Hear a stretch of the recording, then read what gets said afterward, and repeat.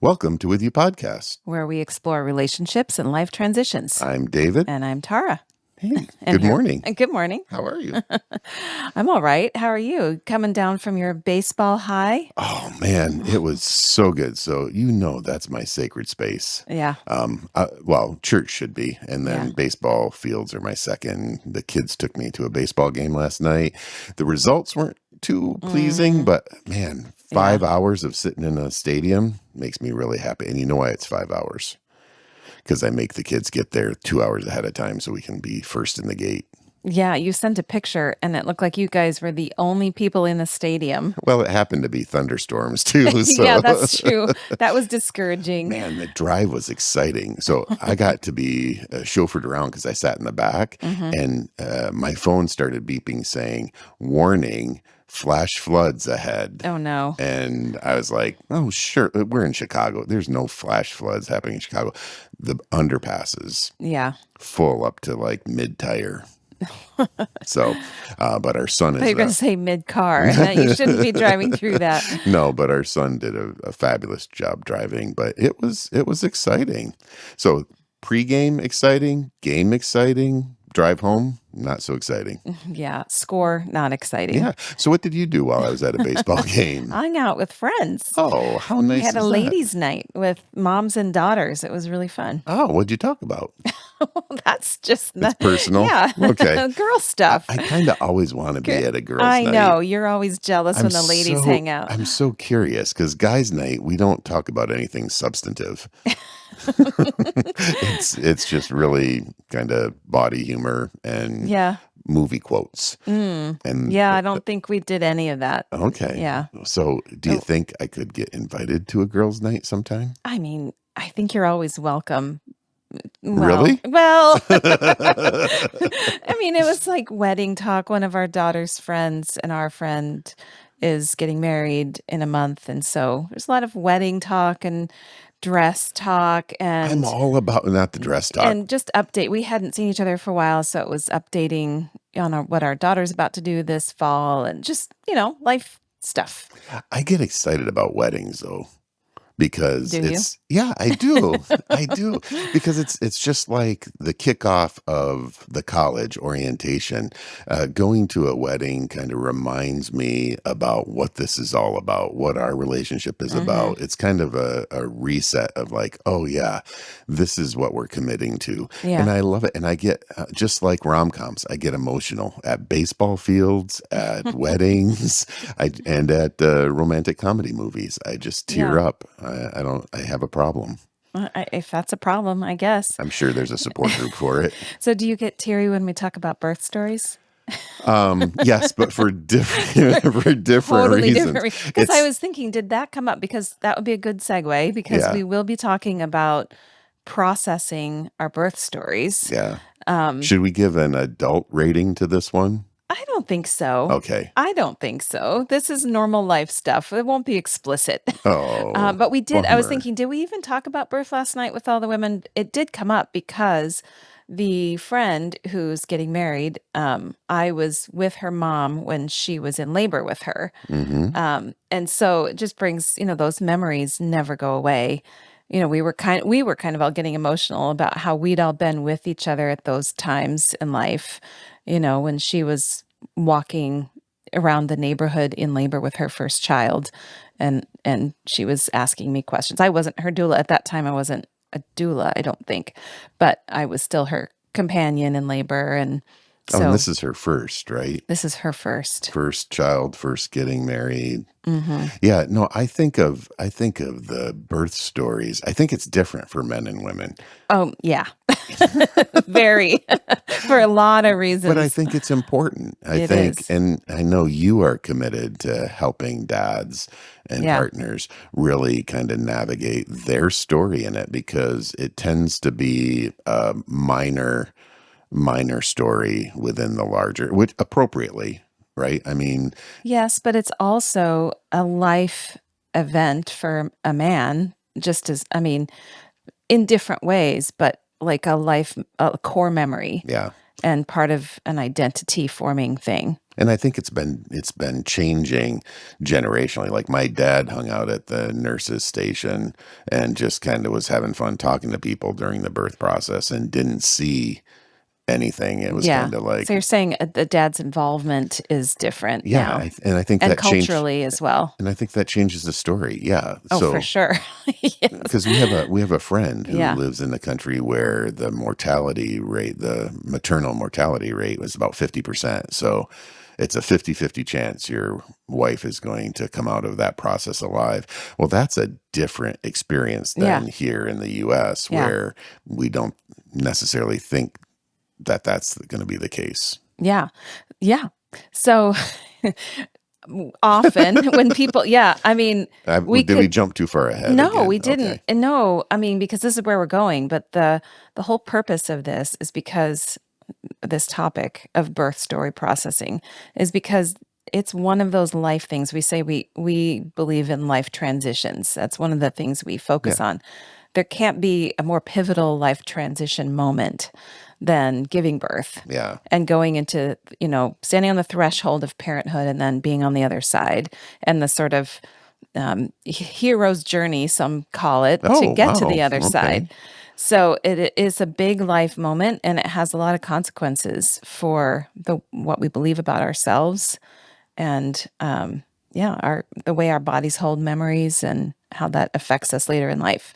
I'm excited about this because this is not a conversation we typically have at the dinner table or on a date, and this is what you do for a living. So I'm looking forward to learning a little bit. Yeah, but I'll probably jump in because I want you to. So I've given this presentation several times at new moms groups, and actually just recently at a conference of people from all over Europe who I got to hear some interesting stories.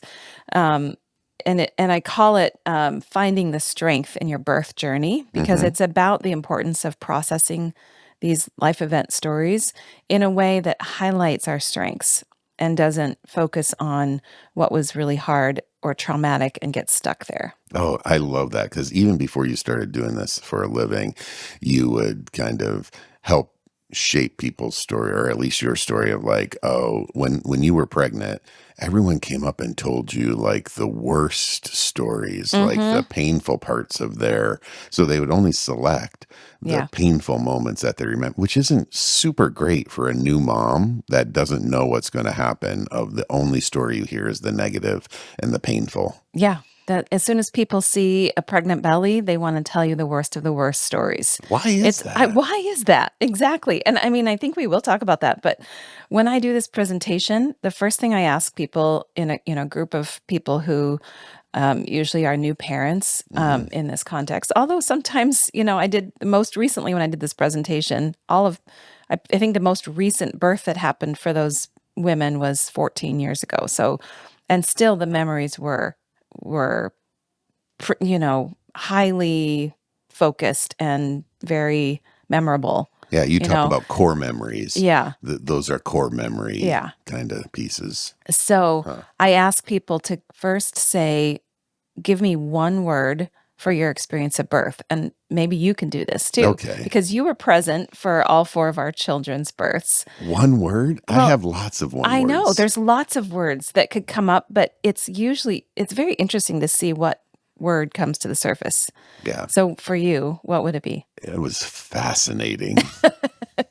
Like seeing I love the human body, what it can do. And so seeing what your body was doing was fascinating, to the point where I'm like, you should see this.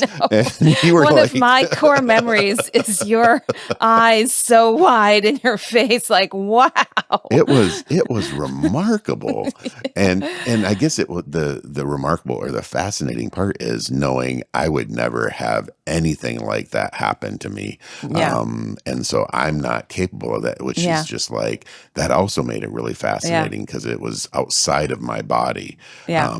So that was the first word of just fascinating. The second one was exhausting. And it wasn't exhausting thinking about you. It was exhausting thinking about me. I know. Because I fell asleep for 24 hours. After our first one. Yeah. That was a long haul, the first one. But I mean, it's hard to be the support person. And so many partners feel a lot of relief when I even just say that, because usually the support people are told, you're not doing it. Like, there's no reason for you to complain about being hungry, tired, thirsty, Yeah. stressed, afraid, whatever, because your body's not doing it. But I think it's really hard to be the one that has no control over what's going on, and to just witness Yeah. that it's emotionally difficult, and it can be physically exhausting because often there's lack of sleep for a long time, and a lot of emotional ups and downs. Yeah. And seeing someone you love in pain and not being able to do, I mean, the empathy part of that's hard.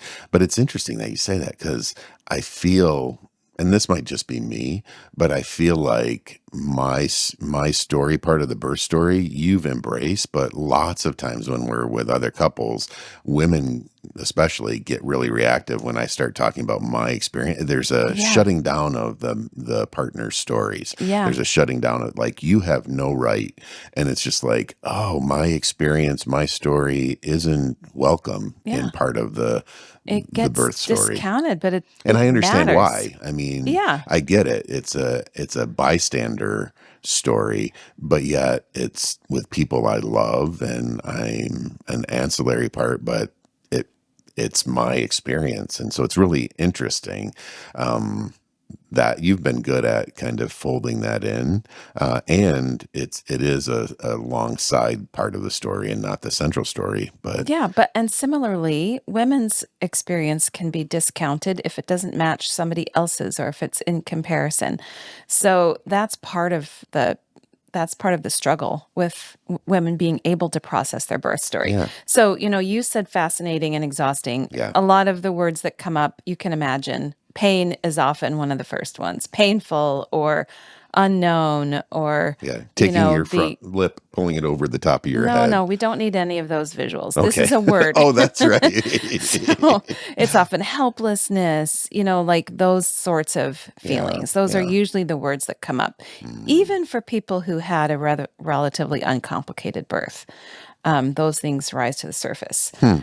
So, we have to acknowledge first that birth is one of the most challenging things we can go through as a human. Yeah. Even in a, straightforward birth, there's a lot going on with the body, and a lot that has to happen between the baby and the mother's body that brings the baby out. And sometimes, in our country, almost a third of babies are born surgically. So there's sometimes major surgery going on. Sometimes it was unplanned. So there's the stress of that, that change of plans. So there's a lot of challenges involved. Even that, it makes it sound like it's a medical issue rather than a human development issue. Yeah. That the words you're using and the amount of medical intervention, which, praise God, it reduces maternal mortality, but it also shifts the view of the story. Yes, that's a whole other conversation we could have of how birth has changed from happening as sort of a natural life event into a medically managed situation that's really changed our view of it too. Yeah. That's a whole other conversation, but it's one of the challenges of that is navigating the system that we're in that supports us giving birth, or that adds complications to our idea of birth. Well, and the system shapes the story. Yeah. The system creates the trajectory of the story. This is where I can add my little part. I know. No, I'm totally on board with that. But, the fact that it's such a hard thing, and that it's like a life-changing thing, going from, not being a parent to welcoming a whole new human. Yeah.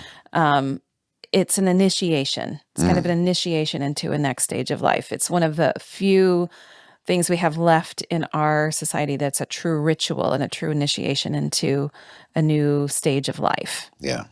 So it's important. It's a really important time. And it's one of the reasons it makes it so core and so identity forming to who we are. So that's kind of one of the reasons I think birth stories are important. They become a core memory, and a core memory is at its essence something that's, it's an influential experience that ends up shaping who we are and how we view the world. Yeah.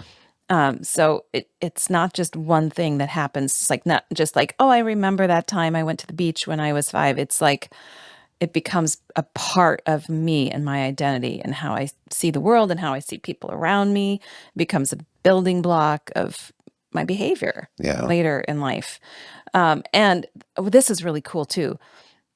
They've done studies. I think we know this because, if I get in any group of women, people just want to tell me their birth story when they hear what I do. Women want to tell their birth story. And it doesn't matter how long ago they gave birth. Right. And one really cool thing that shows that this is like a lifelong memory is a study done by Penny Simkin, who I have a lot of her books. You've seen her stuff around. Anytime she spoke, I went to see her. She passed away recently, but she's kind of the OG doula guru leader, really wrote a lot and studied a lot about birth and kind of coined the idea of a doula as a birth companion being an integral part of a positive birth experience. And she was a childbirth educator. And she would have people in her class just write down their birth story. After they had the baby, they would write it down and send it to her, and she kept them. And she'd been doing this for decades. And so she got this idea that she wanted to see the women that had written their birth story, let's say 30 years ago, if she asked them to write it down again and compared the two, how much would have changed over those 30 years or however long it was. And she tracked people down that had been in her class. She had them do that. Just write down your birth story for me. She compared them, and they were remarkably alike. Really? So they didn't change. The narrative didn't change much. Yeah, it just what they remembered, even as women in their 70s or in later in life, it was just remarkably the same as when they had told it before. And she showed that even women who kind of are in later stages of dementia even could still tell you the stories of the births of their children. So it just shows how it remains with you and becomes part of who you are, and becomes a rite of passage. Yeah. I have so many questions of Penny. I'm sad that I can't I ask, know. because it's like if you did things like the storytelling, your experience you're going to talk about, does that give new meaning to the core memory that then carries on? Or is it the first story that is the one that sticks? I mean, that's a question that I have. I have a lot more, but I want to hear more about. So you, in doing this, the core part of that, you're helping women tell in a new way. What's the importance of telling it? Yeah. So the thing about a story, and I also follow, there's something called birth story medicine that's by the same people who do not evidence-based birth. Birthing from Within is a book that I really like. And the people that are involved with that have created this whole modality called birth story medicine. And it talks about stories as a living entity. So rather than being static, like those ones were kind of didn't change much, it is a living entity that changes over time, and the events themselves don't carry the meaning. We create the meaning. We attach the meaning to the things that happened, right? So that part can change. So the telling of what happened to me in my first birth, and the hard parts of back labor or whatever, right after it happened, I could tell one story about what that meant. Maybe I said, oh, my body's not capable of giving birth quickly like other people, or whatever it was that I attached to that. Years down the road, I might say, I might have a different meaning attached to that experience. Well, and those meanings can be provided to you, because I think of like medical providers, nursing staff, they can say things that shape that experience in the moment that is continuing. I know you've talked about that, something happening in the conversation in the birth room a year later, that story is being retold in the parenting, about the child, about the mother. Yes, other people's interpretation of what's going on when it's verbalized becomes woven into our story. And that's why I take it really seriously what I say in the birth room, because I do see that. I see professionals who are trying to just make light of things or Be playful. but they're attaching a personality trait to the baby or something that I see repeated Yeah. and becomes part of the baby's story Right. when, it's not necessarily true. Yeah, I think that's so important, whether we're talking about birth stories or our marriages or our dating relationships or our church, of like a nurse saying, "Oh, baby's being stubborn." Yeah. And then that stubborn label and language, we tend to live out that story. It makes me think about what are the things that I say that are shaping our relationship or shaping my experience in church that foster a Yeah. certain response, and then continues to reinforce that in a trajectory. Yeah, and you don't even know you're carrying it with you. Right. Sometimes it takes ages to disentangle those things that came from somewhere else that become part of the meaning. I hear things said all the time like, "Oh, stop, don't make a big fuss. This part isn't even the hard part. You haven't even got to the hard part yet." Like, Right. and then you Discounting. take that to yourself like, I have a terrible pain tolerance or I can't handle hard things, and that becomes part of what you believe Yeah. about yourself. Yeah. And it was just an offhand comment by a tired nurse. Right. That has You know? seen multiple births, but it's not a soothing. It's actually increasing anxiety and increasing a story that you might live into.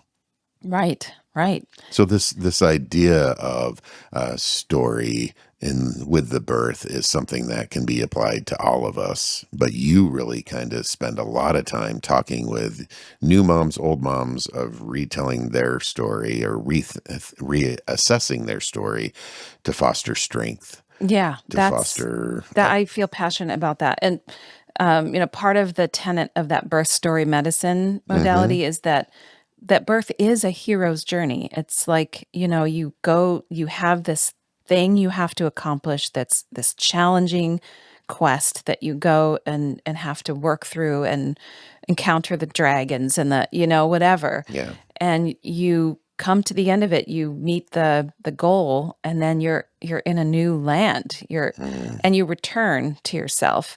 And they say that part of that return needs to be a formal telling of that story. It's like you've got to have witnesses. You've got to tell it to sort of process what happened to you. Sure. You return home and you retell Yeah, the this adventure. is what happened, and that's one of the cool. It gives me chills to think about it. It's one of the cool things about getting to be a witness at births is no matter how the birth goes down, there's always this moment right after the baby's born, and the woman is still just kind of like it's just there's a lot going on in the room. There's a lot of noises. There's a lot of chaos. But I see this moment when the woman looks at the witness. She either looks at her partner and they look at each other and it's like, did you just see that? Or they look at me and go like, can you believe I just did that? Yeah. And it's just like, it's beautiful. Yeah. Because it's like in that moment, they're like, I just did something I didn't know I could do. And that's, yeah. I love seeing how it touches a deep part of you too. This isn't just an idea or a technique. It's really the essence of human connection, that in those moments there's like wanting to share a core part of who they are with you and their partner. Yeah. And at the same time, it's when a really hard thing happens too. And somebody looks to you and says, did you witness that? Yeah. Did you Like see there's it? just we need that connection in those moments. And so we tell the stories. And I find this interesting, when I give the presentation and everybody really relates to this, like starting with, there's lots of ways to tell our story. Yeah. And there's ways that are inappropriate to tell our story. Like if I'm at a dinner party with you and I and our friends, Yeah. I'm not going to tell the long version with all the gritty details of the births of my children, right? That people can't handle that, and Yeah. I'm not going to get a response that's going to be helpful to me. No, unless it's shock and awe. Yeah. If you want to shock people, Yeah, that's not the goal. That's not your jam. No. So, we all kind of craft a social story. Yeah. So everybody has a social story that's just, oh, you had a baby a month ago? How did it go? Oh, it went fine. It took 3 hours, whatever it is. There's this short version elevator pitch Yeah. story that's appropriate for acquaintances and, people we're not going to spend a lot of time with. Mm-hmm. And sometimes our friends too, who might not be able to handle the full truth. Yeah. So I think everybody has that social story. And that one I think perpetuates because you tell it in small gatherings of people who are sharing those stories. And it just is like, yeah, Yeah.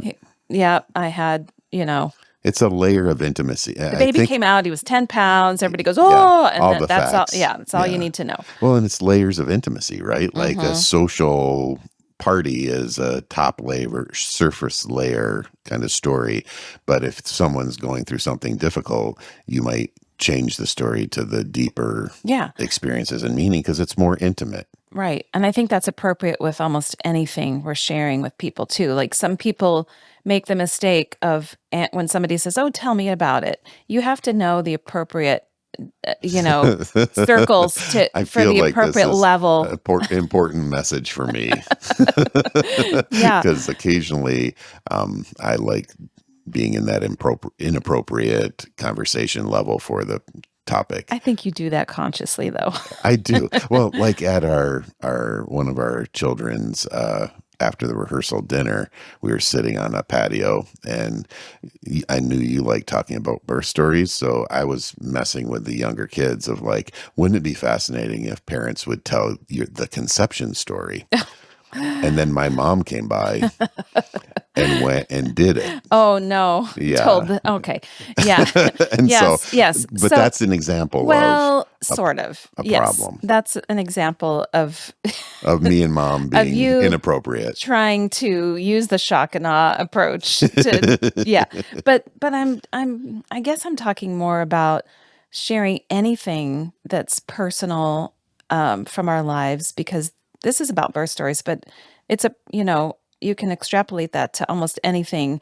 There are certain circles where it's the right time and place to really go deeper and for people to be able to listen and to reflect in a way that's helpful. And there's times where it can be really harmful to tell something really intimate or that you're really struggling with or still trying to process and getting a response that also discounts it or minimizes it or interprets it in a way that's not helpful. So I think we have to be careful. Yeah. Because in therapy, we have in one of the approaches, it's called the displacement story. If the story is too hard between us, we tell a story that's kind of meaningful, but not our story, that gives space to hear it at a level of intimacy that's more comfortable. And so it can be, oh, this reminds me of something, or even telling our story in the level that we tell it can be a help. But we have to be thinking about it that way and not just telling to tell or telling for shock and awe, but telling for growth together and kind of a ritual or a rite of passage type of. Well, and I think that's what we're moving towards with this idea of processing your birth story in a way that brings growth. Mm-hmm. It's understanding that there's different times and places for different levels of this story. And like we start with our social story. I think what a lot of people move to next is the commiseration story, where we group ourselves by people who have had similar experiences. There might be the people who are like, yeah, I'm not that person that has the home water birth. I had C-sections and I'm proud of it. And so, you join with other people who are like, yeah, that stuff's crazy. That's not the way we're going to do it. We like to schedule it. There might be other people who went through a really difficult journey of trying to go unmedicated and then had lots of interventions and lots of pain. And so they might group themselves with people who go, yeah, I get that. Like, it's crazy painful and I wasn't able to do without an epidural. Why did people do it without an epidural anyway? And you then you sort of start to one up each other, Oh, my labor was 25 hours. Oh, hers was 36 hours. And, it becomes a like badge of honor to have gone through something difficult and to find people who share that experience. That makes sense. Yeah. I was wondering where that competitive storytelling fit. It's in the commiseration. I think section. so. Yeah, because then, and that's where we can do harm to each other, I think, because I see that with women, especially women who had a rather uncomplicated birth. Yeah. they surprisingly are the ones who feel like they can't tell their story because people say, lucky you, but mine wasn't like that. I don't want to hear it Yeah. because that makes me feel bad about my story. And we can't just hear each other's stories for what they are without that comparison. Right. And it sounds like the story in and of itself isn't an Inherently? inherently meaning rich thing. It's the process of telling it that gives the meaning. Yeah. And so part of that can be changed, it can be influenced in slightly different ways to retell it, to move in these types of stories. So you have the social story, that light layer, and then the word I can't say. The commiseration. Yeah, that one. Yeah. The competition, Are the there comparison. And then, others? yeah, well, and I think that moves very smoothly into identity because now you're grouping yourself with, and that comes from words people say sometimes too. I hear even medical providers saying, oh, you're just one of those people who never goes into labor. And, so they'll take that on as an identity. Like my body doesn't work. My mom didn't go into labor either. I never, my babies just never decide to come. It becomes an identity thing that we attach meaning to and extrapolate it to different areas of life. Yeah. Do you think people tell, like if they've had multiple births, they tell all the birth stories in the same way because it's anchored in an identity? Like your stories, you've had 4 babies. Yeah. Do you tell the story the same way for each one that's anchored in an identity, or?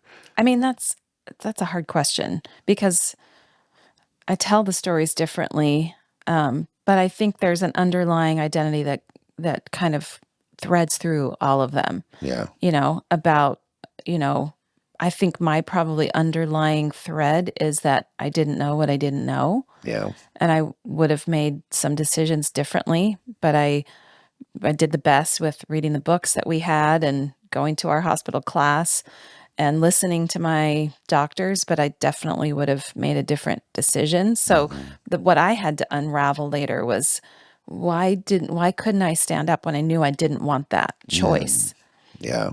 Because something inside me said, I don't want that choice, but the doctor says, for XYZ reasons, we're doing this.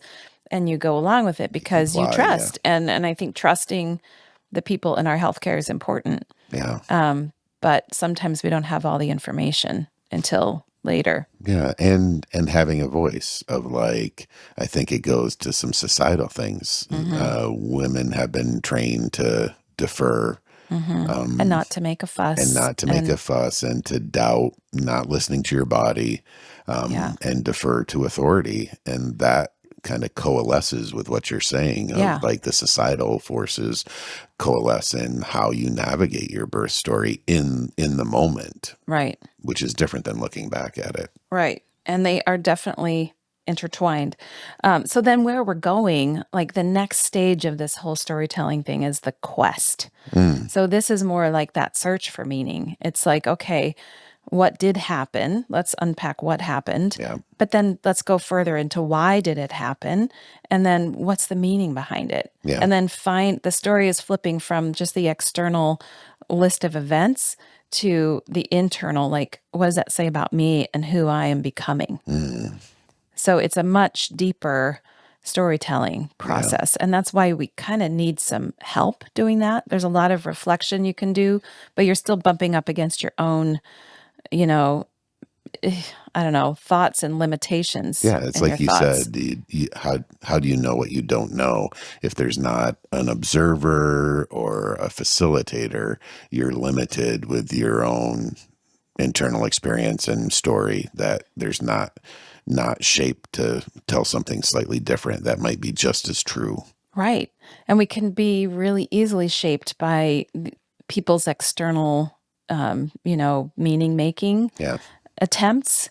So we have to be careful who is involved in that process of that storytelling, because they can shape it. And, we easily go into talking about trauma when we talk about birth stories, because there's obviously a challenge for everybody, but for a lot of people, it turns into trauma. Yeah. And, the study, it's hard to say for sure, but the studies, at least of American women who've given birth say close to half of people who've given birth say that there's trauma involved, true trauma. Yeah. And that's a lot. It is a lot. And true trauma, that's hard, tongue twister, true trauma, is a challenging thing because it's a neurological thing, not just uncomfortable or I think sometimes we overuse the word trauma in our society of something I don't like or didn't expect. I say that was traumatic, where it's really how it affects us neurologically, and ideas of like a window of tolerance, a place that we can function with things that are difficult. And then when we fall out of our window in terms of neurological hyperarousal, where we get aggressive or activated, or hypoarousal, where we get shut down, depressed, dissociate. So when we're talking about that 50%, that's the falling out of the windows in terms of neurological and physiological response. Yeah. So what does that look like? So I think sometimes in birth, you can see women that just dissociate from their body. They're not aware of what's happening, whether it was pregnancy from a traumatic event or the actual birth process being traumatic by people involved or their own past getting kind of reminded activated from the experience. So thinking about if I've had adverse relational sexual trauma, then when things are putting pressure in the pelvic floor, all of that's going to affect my neurochemistry to say it's a threat. And I'm either going to shut down or get angry, swear, grab and throw things. Well, I mean, I observe that when I'm with people in birth, and this is one way women compare themselves to each other. They might hear that somebody had a similar unfolding of events in their birth, and they describe it as a wonderful birth. It went so well. And another person has the same kind of things happen, but the way they handle it is very different. Yeah. And it's because we have different life experiences and abilities to tolerate the things that happen to us. And being out of control is something that can definitely trigger a traumatic response. Yeah. And so everybody has their different abilities to handle the stress and pain experiences of labor. Well, and I think I wanna put a little plug for you, but also the doula profession, of creating a safe space that doesn't recreate or doesn't tip over into those past experiences can be so freeing, and the painful experience be a different trajectory because of the environment and the relational kind of space that's created, which is different than the storytelling we're talking about right now. But like, I think doulas do a good job at how do we create this space that's calm,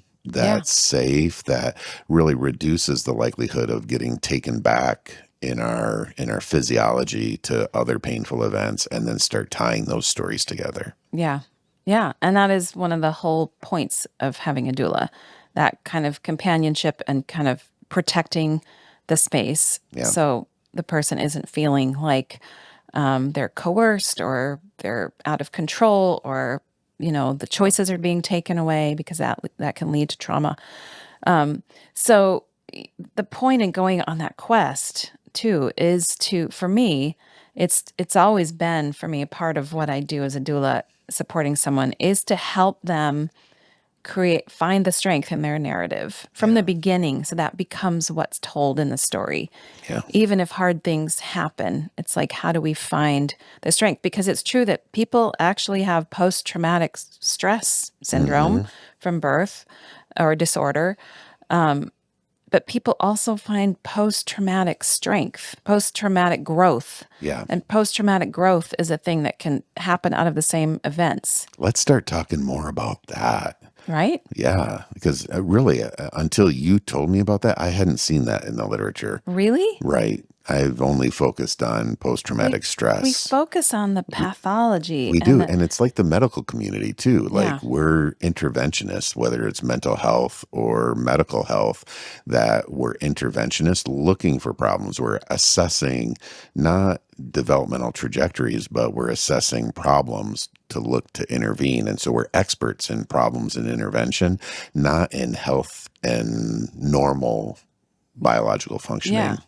Wellness and building resiliency. Post-traumatic growth, that something difficult could actually foster a trajectory of growth is, I believe that. It just blows my mind right now that haven't really read or thought about that in the literature. I did not know that wasn't, I thought I'm just going to be talking about something you know really well, because this isn't a Pollyanna approach. This isn't saying, oh, just think about it differently and it will be different, because it's and everything will be good. Yay! No, because trauma is a real thing and a physiologic thing, and that's part of what your colleague Hillary helped to train me in narrative exposure therapy, which is a really proven and great modality for helping people move through post-traumatic stress. It's used for people who've been in war situations and have true physiologic difficulties getting over this. And it can really be taught to someone that's not necessarily an educated, licensed professional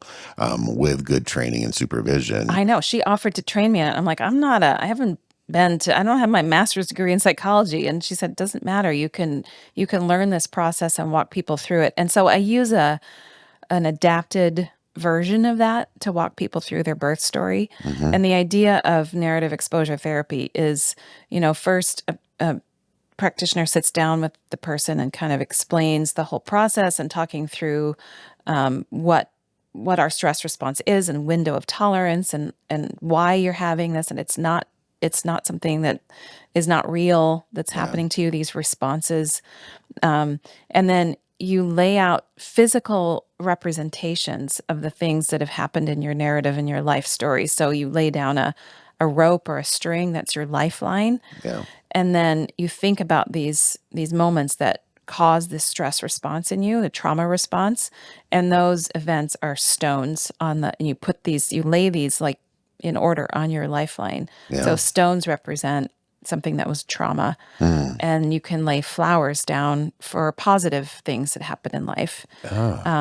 That's why you were out gathering bits and pieces while we were in the mountains in Europe. Yeah, I was getting bags full of stones and sticks and flowers. You're picking up trauma and potential growth all in a little baggie. Yeah, and sticks are used for aggressive events, which had to be added to this process after they'd interviewed young boys who had been conscripted into war situations and had perpetrated violence, and that's a different trauma. Stones are about what's happened to you. Sticks are maybe what you've done to others. Yes. And flowers are positive. Yeah. And flowers are positive. So you lay those out and tell those stories and attach a story to each of those symbols. And then the person who's doing the narrative exposure therapy with you helps you tell that story again. So you focus on some of those traumatic things and see what happens in your body when you retell it. Because the body responds, even though it's been years later. One example for this in a birth story is people who've had true trauma. Some clients that I've known can't even drive past the hospital where it happened without getting sweaty and their breathing getting shallow and their heart rate going up, and they were having a body response to the location. And that's truly a physiologic trauma response. And so it's retelling the story in a safe place with somebody who can walk you through that response and tell that story again in real time and attach it to this time where I'm safe. It's reminding your body that I'm safe now. This isn't happening now. And it kind of sets it into time and space and helps that be integrated into your life. Yeah. And that relaxing as you tell the story and experience it moves it from that trauma response, right? So when I talked about window of tolerance, you're moving it into that space where you can physiologically tolerate the conversation of something difficult and difficult experiences. So it's beautiful that you're relaxing the body, breathing, being aware of what's happening. Yeah. And then using those new skills to calm down that response.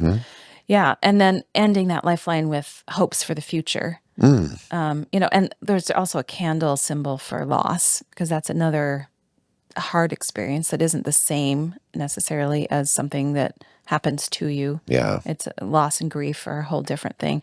But then ending with hope, and I love that too, this hopeful approach. Like life is going on and there is a future, and what is that going to look like for me? So we do a version of that with, in these workshops where we do birth story processing. But the post-traumatic growth, I did look up like the Psychology Today definition because good. I was like, am I making this up in my head? Like Well, that would be fabulous if you were, because we'll quickly publish. Well, it's something I've always believed in. And you know how I integrate that into the way I support people in birth. Yeah. Because I believe that we can help focus that narrative on the things that lead to growth rather than focusing on trauma. And when I talk about the commiseration stories, I think people get stuck there for a lifetime sometimes. Yeah. I've seen that in some people in our extended family who talk about who are still traumatized by their children's births. Like still it's trauma. And they can't really even go there. Yeah. It's still many years later. Well, think about this. Just an idea of what if your child becomes for you a picture of that stone? So the trauma, right? Actually, you don't have a stone and talking through it, but your child becomes that ritualistic object. And so, of course, you're going to have different responses in parenting. Right. If that is what you see when you see your child is pain, suffering. Yeah. Well, and you hear people even verbalize that to the child, like, you caused me so much suffering when you were being born, or it lives on in those stories, and that's true. There was pain, but we can live there and carry it and make it bigger and make it part of our identity and our child's identity. Right. Or we can focus on, what did I learn about myself? What does that mean about me? And what does that mean about what I was capable of? And focus on the strength building part of it, the resiliency part of it, where it becomes like, it's a hard thing I went through, but it becomes a part of my strength story, my narrative about how I gained new skills that helped me in another challenge in life, rather than this thing that happened to me that traumatized me that I can't even talk about. And now I'm passing that story on to other people. Well, and just thinking about this, I think theologically, I'll say this one thing. I want to get back to the post-traumatic growth, but are we a sin-focused or are we a grace-focused kind of person in the retelling of our spiritual story? So if we think about birth story, we can have some hurt in our faith story, and how do we tell it? What do we focus on?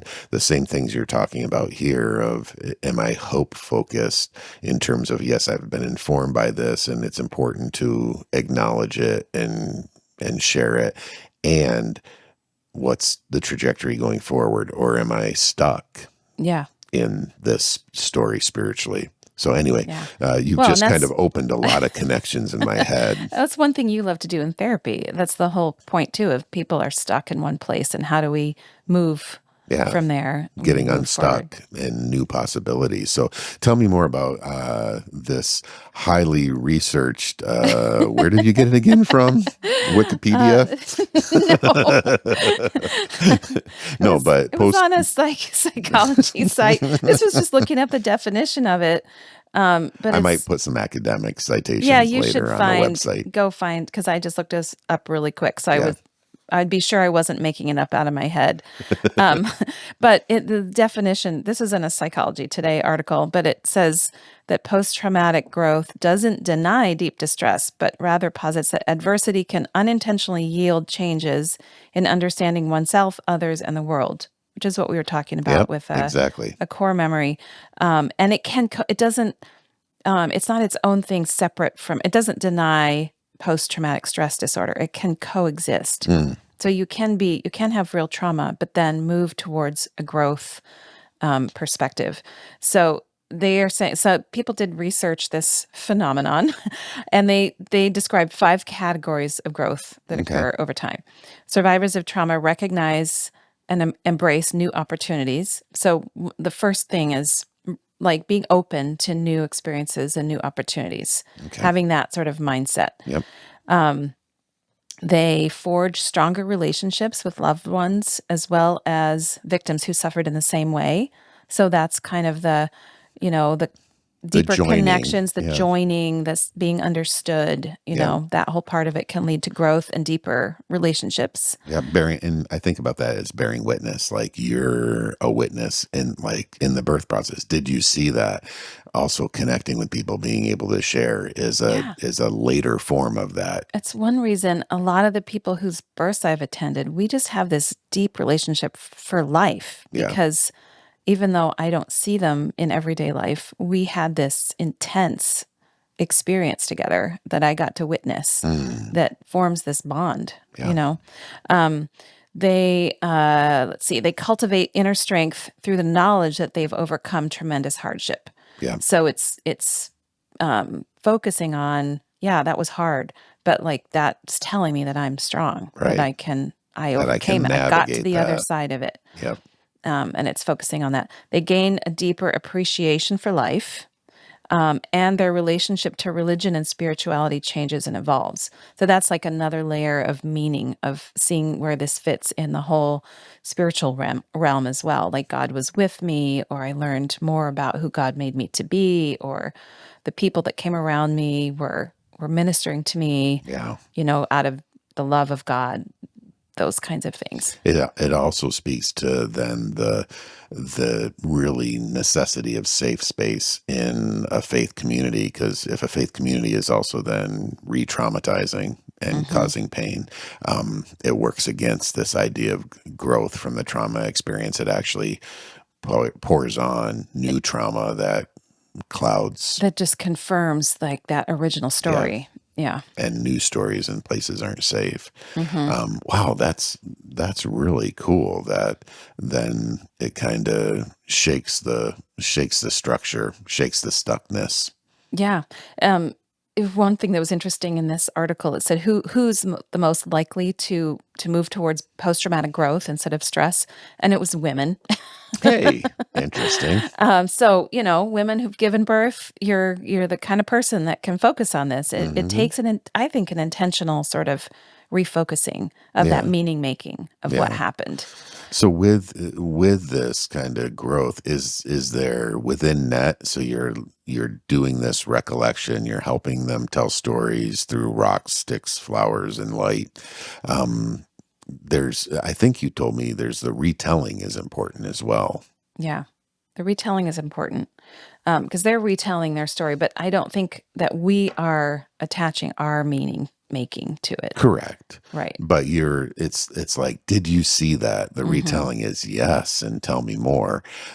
You're a witness and a validating. You're not going, and this is what it means. Your baby's stubborn, or Yeah. kind of placing meaning. I think like with play therapy, when I do that with kids, they draw. And if I ask them, tell me more about that, there's a richness of their story. If I'm like, oh, that looks like the Sears Tower, they would say no. And then a little bit later on, they'd be like, and here's the Sears Tower. They Mm. kind of buy into the influence of the story, kind of Mhm. the dominant story from authority.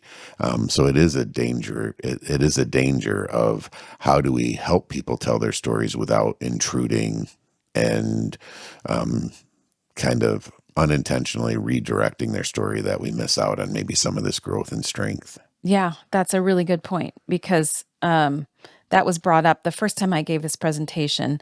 Most people focus on telling their own story, but one girl at the end of the presentation said, "Well, what does this mean for how I listen to my friends' stories?" I was like, "Ooh, It's a that's a great really question. great Yeah. question," because I think we unintentionally try to make it, well, at least, or oh, I think that was, you Yeah. whatever. We attach our own meaning to make it feel better for them, but sometimes that's not helpful. And so Mm-mm. just listening, Yeah. and being a safe place for them to keep telling the whole story, and just by retelling it in a safe place, sometimes that in itself is helping lead to Mhm. that growth and that shared connection. And so it is important. And I've moved into a different way of kind of helping couples retell their story too. In my initial days as a doula, I'd heard that some people provide the couple with a birth story afterwards, like a written, this is what, I was so happy to be part of your special day, blah, blah, blah. And it is a nice gift, but I realized early on that I was writing my version of their Right. story. Right.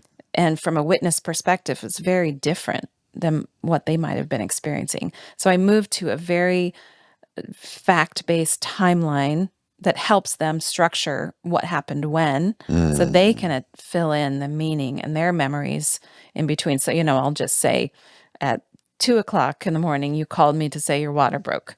At 3:00, we arrived at the hospital. At 4:00, blah, blah, blah. So it's just very fact-based and Yeah. time-stamped, Yeah.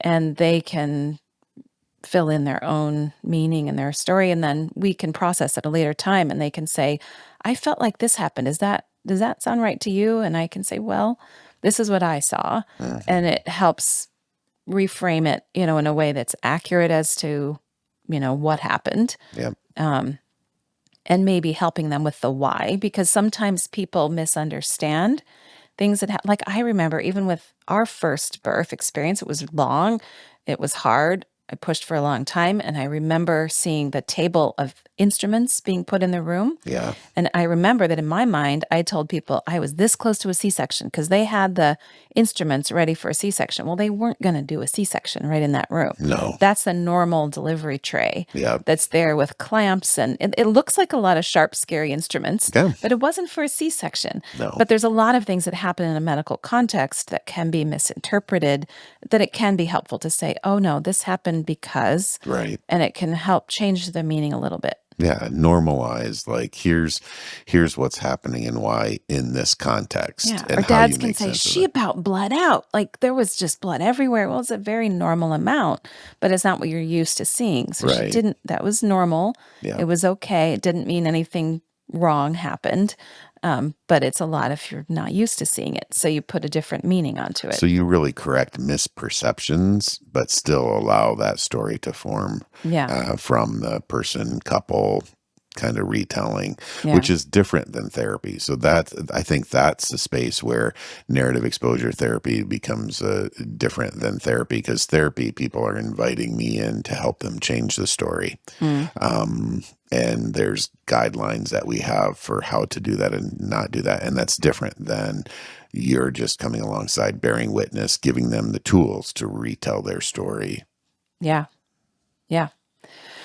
Yeah. And I mean, just my disclaimer, I've only gone through one training of narrative exposure therapy, and the way I use it in birth story retelling is not true to the Right. It's adapted. Yeah. So I wouldn't say I'm an expert, but I use the things I learned, and I think they work really well. Yeah. I want to ask you a completely different question. Okay. What would you say you're an expert in? Because a lot of times you're like, you always qualify, I'm not an expert. What's the threshold of expert for you? I don't know. Maybe that's a conversation we'll have for another time. Yeah. But that'd be a good subject. I also think you have a lot to offer in your story and in who you are, that you bring to the table. So I want to put that out there. Thank you. Yeah, you're welcome. Any last thoughts? Yeah. I'm gonna end us with a quote from wonderful. a book. If anybody heard this wants to go deeper into this idea of transformation in birth, I really like Britta Bushnell's book, Transformed by Birth. Oh, yeah, so good. You haven't read it? I have not read it. I'm looking forward to hearing the quote, though. But I have a lot of quotes out of that book that I love to read, because I think she's got some really strong thoughts on birth as this, core memory and identity forming event that's more than just a biological thing. But I'll just read one of the quotes that we can end with. And she says, "If it is parenthood that teaches us to be open, then birth is the beginning of that education. Birth and our inability to design it to our specifications begins the important, humbling process of surrender. We do not need yet another method for control, but rather a new paradigm that embraces the power of surrender, resilience, and growth." I'm going to have to think about it. I like that. Surrender, resilience, and growth. Yeah. May that be what we focus on today. Mm-hmm.